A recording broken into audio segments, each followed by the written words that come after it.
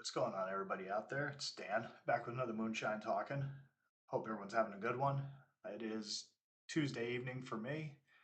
I have a rare Tuesday off tonight. I actually had to work on one of my original nights off, my usual scheduled nights off, because one of my coworkers is in a garage band and she needed the night off so she could go do her first gig with this new band of hers. So I went in, worked for her, and that was fine. From what I gathered, she had a good time, good night. It had a pretty good reaction from a lot of people. So, hey, what are you gonna do? So now I get a Tuesday night off, and I get to torture you on a Tuesday night instead of my normal Thursday or Friday. But don't worry, you'll get more of that. The torture never stops around here.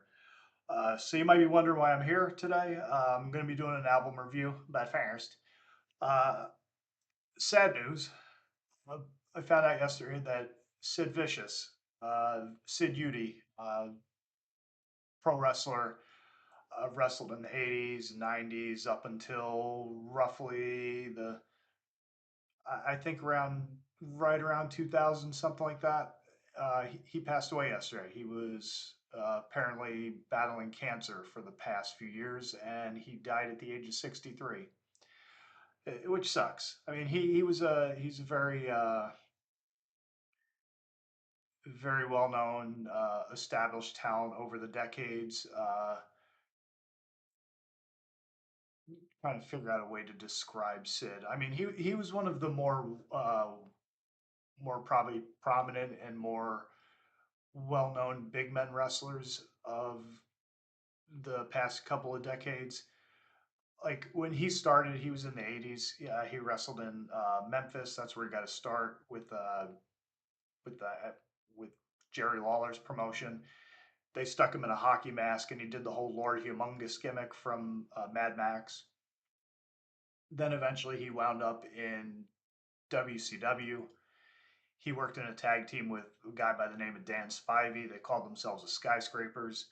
They had a manager, Teddy Long, and it was a short-lived gimmick. I think what happened is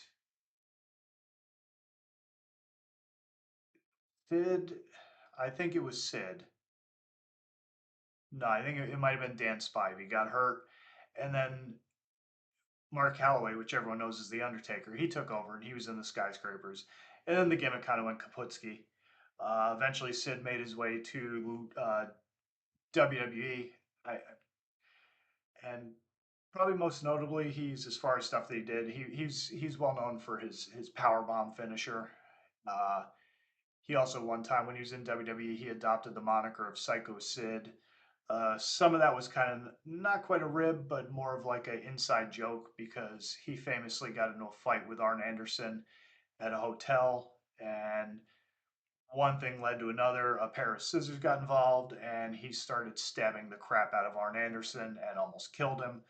So WWE thought it was thought it was a class move to not only give him the Psycho Sid character, but they also did the Psycho in his music for his walkout music, which is funny. But yeah, and he had a lot of notable feuds. He worked with Hogan, worked with Shawn Michaels, worked with The Undertaker. When he was in WCW, he had a really good run, especially his last run, which tragically ended. He broke his leg in horrific fashion. He was instructed to do a move off the second rope that he wasn't comfortable doing by Johnny Ace, John Laurinaitis. If you don't know who that is, look him up. And he ended up coming off the rope and he landed awkwardly and he snapped his leg like Joe Theismann. And it was real nasty. And apparently, I just found this out. He ended up suing WCW and I believe Turner Broadcasting, and he wound up with a seven-figure settlement. So he was our, even though he had to go through a lot of rehab and they told him he'd never run again, which he ended up doing because strong mind. And yeah, and then he just kind of he did a couple things here and there, indies here and there. He had a quick run with a couple shots with WWF, WWE in later years, and then he kind of fell off the planet. I guess a lot of it was because he had cancer. So anyhow, rest in peace, Sid Vicious. He was definitely he was a figure, and he made his mark in pro wrestling. And he'll be missed. He was. I don't know him personally. I don't know a lot of the legends who have been passing away. I don't know most of them personally, but he was definitely a prominent figure in not only my younger years, but in my elder years when I got into the business, he was still pretty prominent. So he was definitely always somebody that was there. Sometimes for the good, sometimes for the bad, but either way, he made his mark. So rest in peace, Sid Vicious. All right. So moving on to the actual point and reason that I'm here. Uh, not to sound disrespectful or anything, but you get my point. We are here to talk about the new Nile album, The Underworld Awaits Us All. This came out last Friday, August 23rd, on Napalm Records. It's 11 tracks, it's about 53 minutes long. And honestly, it does not feel like 53 minutes. This entire album flies by as far as pacing and just the enjoyment factor. Like, you don't even, when I listen to it, you don't even realize before long that it's been an hour has gone by that you've listened to this thing. That's how good it is.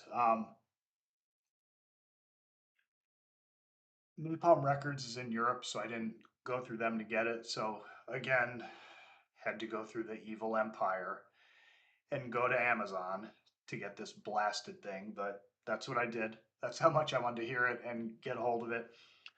There's not much to say about the album itself, the actual physical album, because it's not one of those colored vinyls. I know Napalm had a bunch of like bundle packages going on and whatnot. I know there's some colored vinyl, and I know that there was even one where they had the Anubis figure that you could buy along with, I think it was a CD. But I didn't get any of that. It's just a standard black vinyl. And yeah, this thing is killer. I mean, I'm sure most everybody here knows who Nile are. I don't have to explain who they are, but they're for those who may not be familiar. They're from South Carolina, Greenville, South Carolina. They formed in '93. They're considered a brutal tech death metal band. They primarily focus on Egyptian mythology, occultism, Lovecraft, Robert E. Howard, fantasy stuff. Lots of mythology, occultism, stuff like that. It's really very intelligent lyrics. It's a lot of thought gets put into them. According to Carl Sanders, the band leader and primary songwriter, those are always what come first, the lyrics, and then they structure the songs around the lyrics. Um, what was fun about this one is that if you read the liner notes, he goes into a lot of depth and detail into how the songs are crafted. And he actually told a funny story about one of the rotten ideas that they had, uh, talking about one of the songs on the album.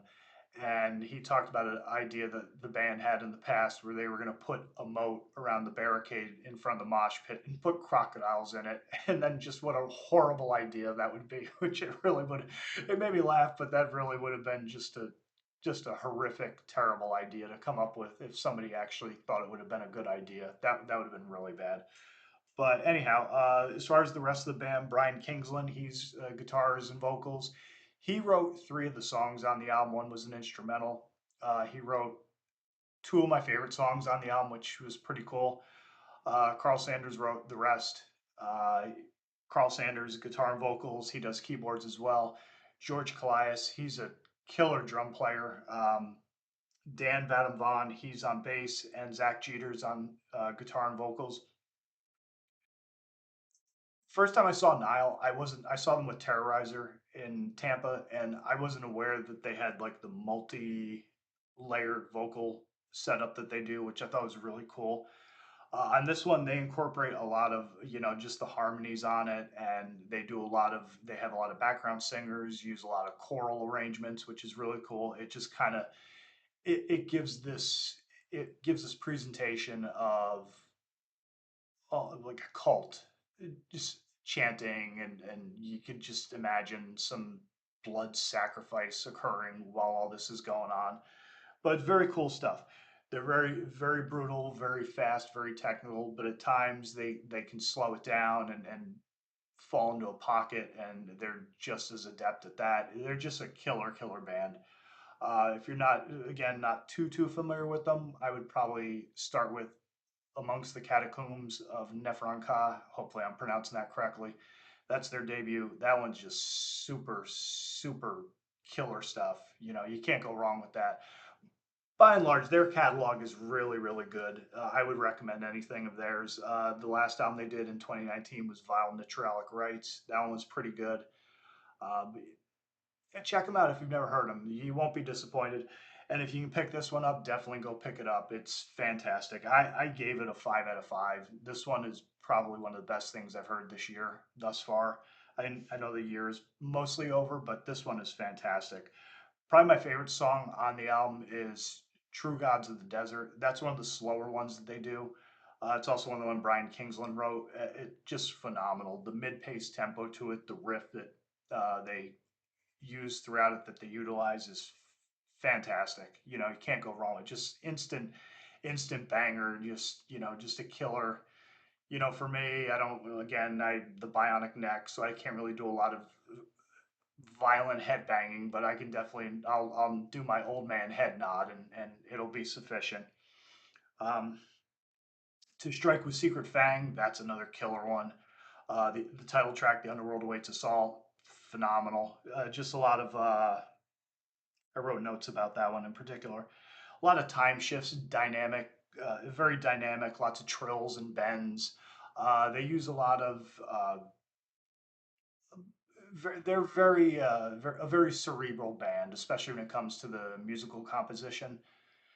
So even in the liner notes, Carl Sanders talks about that a little bit, and probably if you're not a music geek, it's gonna go over your head and make your eyes cross and all that sort of thing, which I get because I'm not really a musical geek myself. I took a couple courses and don't remember half of it. The only thing I remember is that there's a Phrygian mode, and that's what a lot of Middle Eastern stuff they utilize that scale. But that's the extent of my musical knowledge. I'm not really a genius when it comes to that sort of stuff. I have a guitar and I play like shit, so it's not like I'm some musical genius or anything to sit there and wax intellectual about it or anything like that. I I lift things and I put them down, and I've used my head and neck as an emergency brake for the rest of my body. So it shows you how smart I am. But then as far as other killer stuff on here, Nakata 2 Enter the Golden Age is phenomenal. Uh, I'm gonna mispronounce it. Probably the Slay of the Vultures. That's the opening track. Another phenomenal one. Can't go wrong with it. Um, Also, one of my this is at the top of my ones, but I wanted to leave this off a little bit. I mean, the whole album's great. They got a couple instrumentals on there, but the chapter for not being hung upside down on a stake in the underworld and made to eat feces by the four apes. That's just a ridiculous title. That's actually it's a killer song. It's just phenomenal. What you get from it is that Carl Sanders detests eating duty. So he doesn't want to be in the underworld, being forced to do so.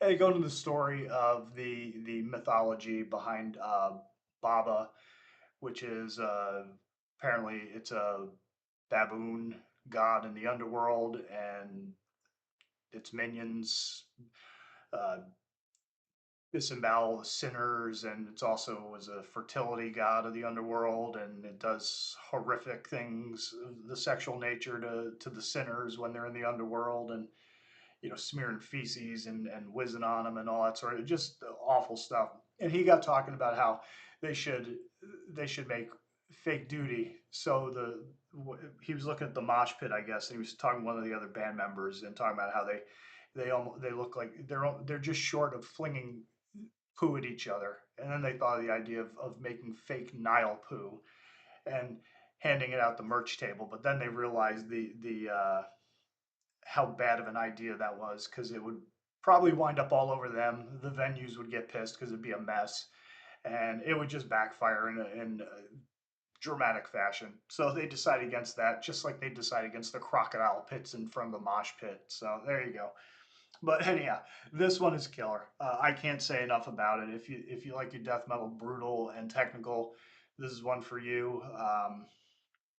If you like intelligent lyrics, this is really killer stuff. Even just reading the liner notes, you can pick up on a lot of different literature to read if you're interested in this sort of thing. It's a little more different than just the normal death and destruction and Satanism of your, you know, most death metal and heavy metal bands. So it's really cool stuff. I enjoy it. I dug it. And yeah, I'd rate this probably one of the best things of the year. Again, I thought this thing, there is really, it's all class, no ass on this one. So I would definitely pick it up if I were you, if you haven't already. Actually, I do want to give a special credit to, I want to say Michael Larone. He did the artwork on this, and it's really good. And also, I wanted to say that this was recorded in South Carolina, where Serpent Head Studios, where the band is located in Greenville, and George Colais's parts were recorded in Athens, not Georgia, but Greece. And I'm going to presume, based on his last name, that that's where he's from, or that's at least where he lives, or whatever the case might be. He might be from there and bounces back and forth. But anyhow, so that's that. So yeah, go ahead, pick this thing up if you haven't already. You can get it through Napalm Records. You can get it through the Evil Empire, Amazon, and yeah, wherever you can find it, go pick it up.